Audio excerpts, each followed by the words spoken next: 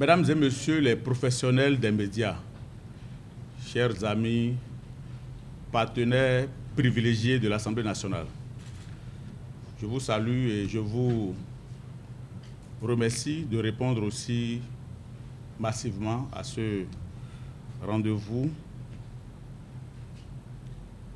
Notre rencontre de cet après-midi, qui, signalons-le, revêt une importance particulière pour le président de l'Assemblée nationale, qui prône la reddition de comptes comme un pilier essentiel de la bonne gouvernance. Je voudrais, disais-je au cours donc de cette rencontre, vous présenter les fruits des efforts fournis par les honorables députés à l'Assemblée nationale au cours de ces derniers mois. Nous allons notamment passer en revue 2 points essentiels. Tout d'abord, nous dresserons le bilan de la première session extraordinaire de l'Assemblée nationale au titre de l'année 2024. Et ensuite, nous discuterons de l'ordre du jour de la première session de l'Assemblée nationale pour le compte donc de l'année 2024.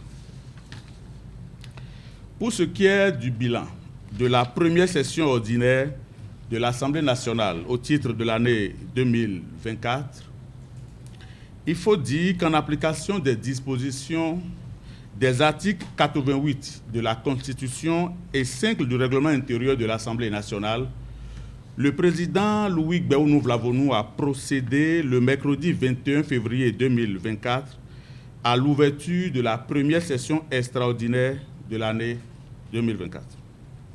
Une session demandée par le président de la République et 60 députés à l'Assemblée nationale. L'ordre du jour de la session a porté sur 12 points. Au cours des 5 séances plénières tenues donc au cours de cette session extraordinaire, l'Assemblée nationale a adopté 4 lois. Il s'agit de la loi 2024-10 relative au taux d'intérêt légal en République du Bénin.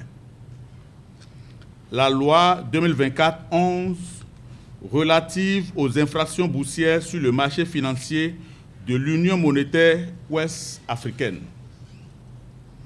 La loi 2024-12 portant autorisation de ratification de la Constitution et de la Convention de l'Union africaine des télécommunications, adoptée respectivement au Cap le 7 décembre 1999 et à Harare au Zimbabwe le 10 juillet 2014. Enfin, la loi 2024-13 modifiant et complétant la loi numéro 2019-43 du 15 novembre 2019 portant code électoral en République du Bénin. Ainsi que vous l'avez suivi, à l'instar de tous nos compatriotes béninois d'ailleurs, au cours de la même période, l'Assemblée nationale a rejeté, après en avoir débattu, la prise en considération d'une proposition de loi portant révision de la Constitution de la République du Bénin. Ce vote illustre à tous égards le bon fonctionnement de l'institution parlementaire et partant la vitalité de la démocratie béninoise.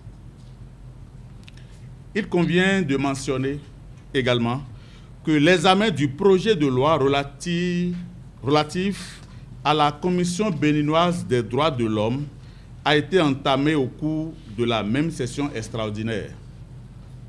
Cet examen a été suspendu en attendant le retour de l'étude en commission de certains amendements.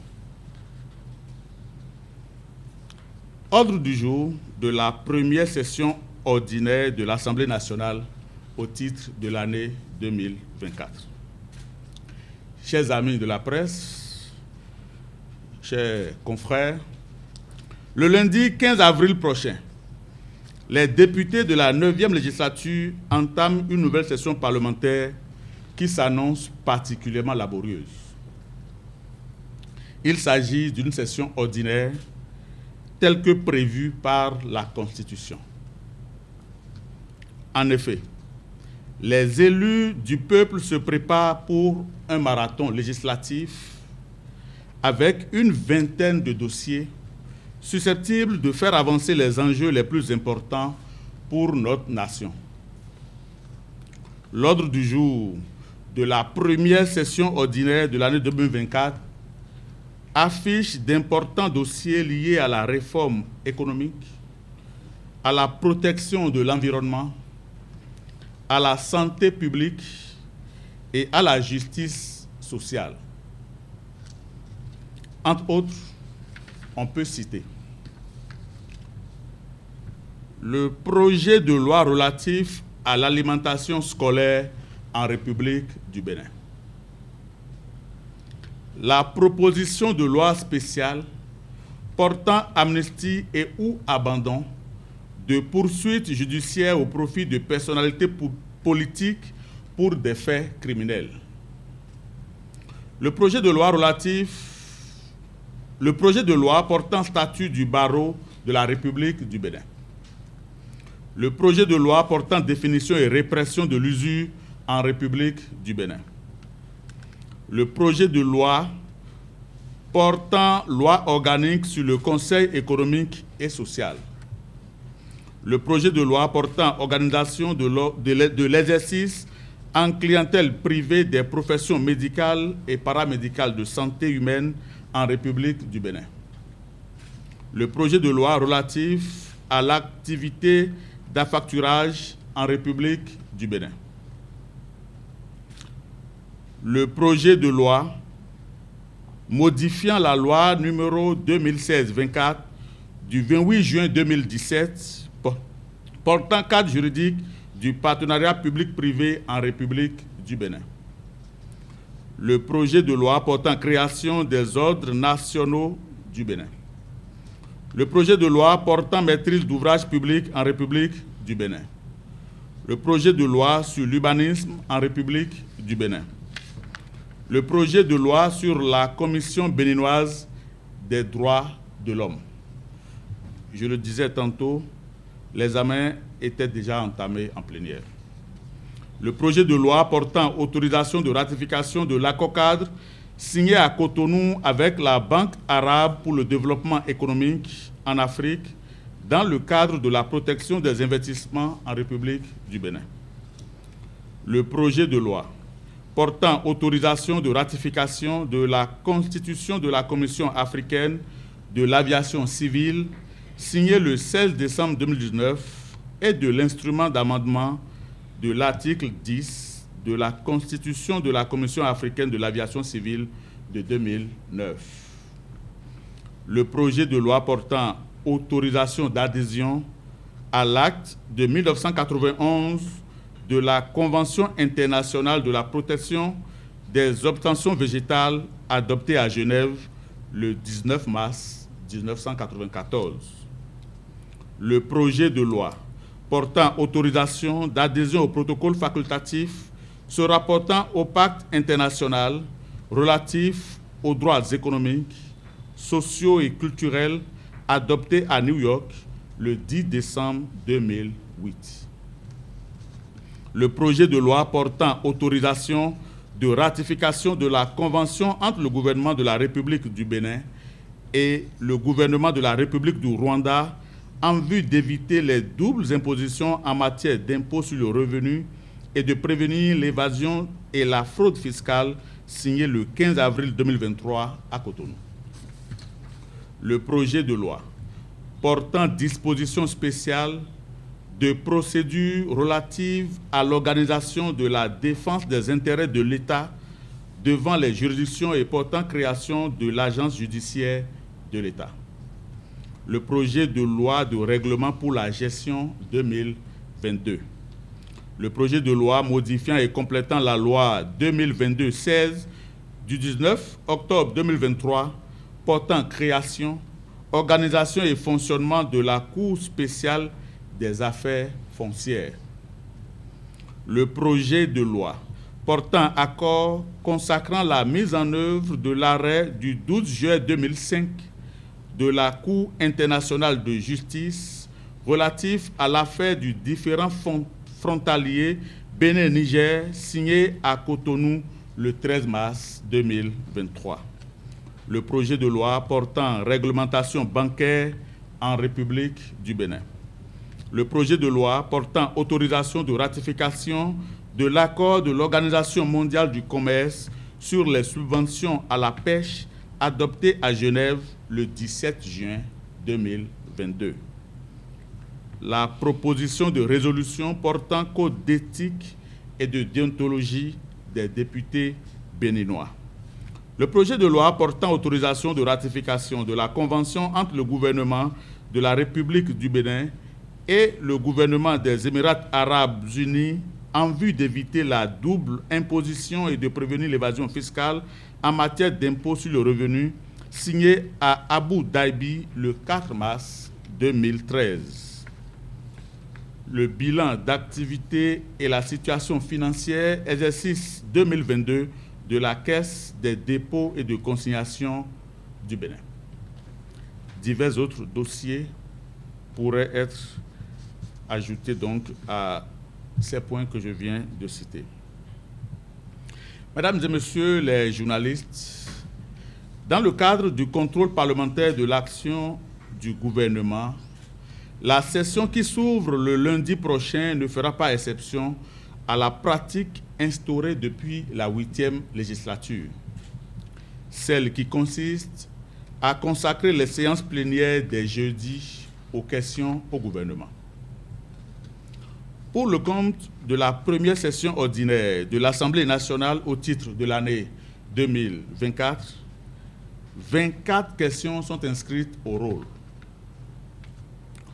On peut en citer, entre autres, celle portant sur la libération des rives et berges du chenal de Cotonou et de la lagune de Porto Novo. Le reversement des ex-inspecteurs de police et des officiers de paix en brigadier-major à la police républicaine.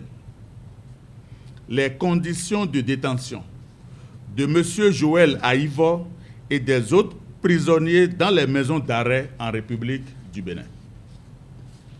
La construction de l'aéroport de Tourou et rénovation de l'aéroport Cardinal Bernardin-Cantin. L'usage efficient des radars sur les axes routiers. La fermeture des routes et pistes reliant le Bénin et le Togo dans certaines zones de l'Atakora, de la Donga et des collines. La gestion de la location à longue durée des véhicules par l'État, communément appelé leasing. Le projet de construction des stades omnisports. Le dédommagement des personnes affectées par le projet d'accès durable et sécurisé du Bénin à l'énergie électrique. Le décret numéro 2023-467 du 13 septembre 2023 portant création, attribution et composition du comité des rites vaudou. Les délais de détention provisoire en République du Bénin. La création du bureau d'embauche unique suite à la dissolution de la Société béninoise des manutentions portuaires. Le projet Bénin-Tassi. La situation des dialysés. L'interdiction de visite au professeur Joël Aïvo et à Madame Rikia Madougou. La libération des berges lagunaires. La fabrication et vente des boissons frelatées au Bénin. Je voudrais préciser, puisqu'il s'agit d'une session ordinaire, que certains points pourraient s'ajouter et d'autres pourraient être ajournés au regard des priorités de l'exécutif et des délibérations du bureau de l'Assemblée nationale après avis de la conférence des présidents. En conclusion, l'ordre du jour de la prochaine session ordinaire démontre non seulement la volonté et la détermination des députés à œuvrer résolument pour un Bénin meilleur, plus juste et prospère, mais également leur engagement à répondre aux préoccupations des citoyens à travers les séances consacrées au contrôle de l'action du gouvernement. Toutes choses qui contribuent au service de l'intérêt général et au renforcement de la démocratie dans notre pays.